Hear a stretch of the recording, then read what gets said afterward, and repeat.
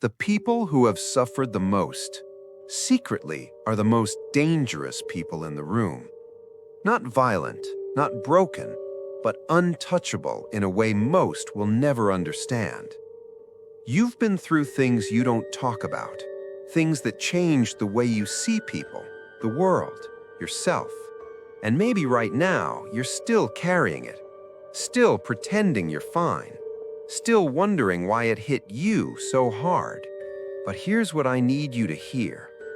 What you went through didn't just leave scars, it left you with something most people will never have.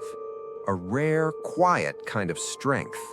And today, I'm going to show you exactly what that is. Psychologists call it post-traumatic growth. You've heard of post-traumatic stress, right? But almost nobody talks about its other side. When a person survives something truly painful, something doesn't just break inside them. Something else quietly rebuilds. Think about broken bones for a second.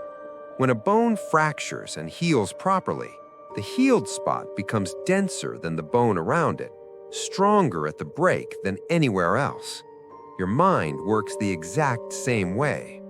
The places in you that once felt destroyed, those are the places that now hold the most weight. That's not poetry, that's neuroscience. But let's go deeper than that, because most people misunderstand resilience. They think it means you don't feel things anymore, that you become cold, numb, detached. No, that's not strength. That's armor. And armor is just fear wearing a suit. Real strength is feeling everything and still choosing to stay open, still choosing to trust, to try, to love, after everything that told you not to. Do you know how rare that is? Most people, after one big betrayal, shut down forever. After one loss, they stop caring deeply. After one failure, they stop dreaming big. But not you. You've had multiple of those moments, and you're still here, still watching this, still searching for something better. That alone says everything. But here's the part nobody talks about. People who've been through the most often believe they're the weakest ones because they remember how badly it hurt. They remember the nights they couldn't breathe, the moments they almost gave up entirely. And that memory makes them feel fragile. But fragile and strong are not opposites. A person can be both at the exact same time. The ones who suffered deeply, they are also the ones who feel joy more fully, who love more honestly, who see through fake people almost instantly, who know on a bone-deep level what actually matters in this life. Now here's the uncomfortable part. That strength you carry, it's invisible to most people. Nobody gave you a medal for surviving.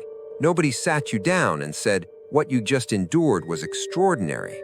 Instead, the world moved on. People expected you to just be okay, to function, to smile, to show up. And the worst part? You did. You actually did it. You showed up.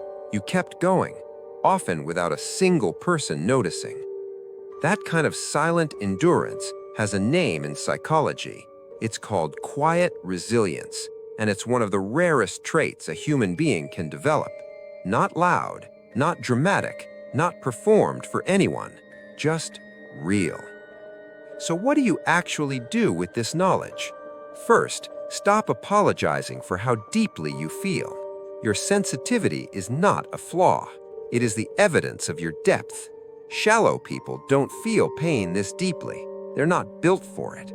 Second, stop waiting to feel strong before you act. The strength is already in the acting. Every time you do something afraid, every time you try again after failing, you're not borrowing strength you don't have. You're discovering strength you forgot you had.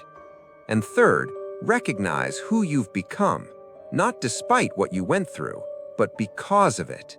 The version of you before the pain couldn't read a room like you can now, couldn't spot a lie, couldn't sit with discomfort, couldn't hold space for someone else's darkness. But this version of you can. I want to leave you with this.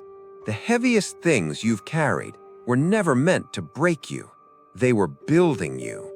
You are not behind. You are not damaged. You are not too much. You are not too broken.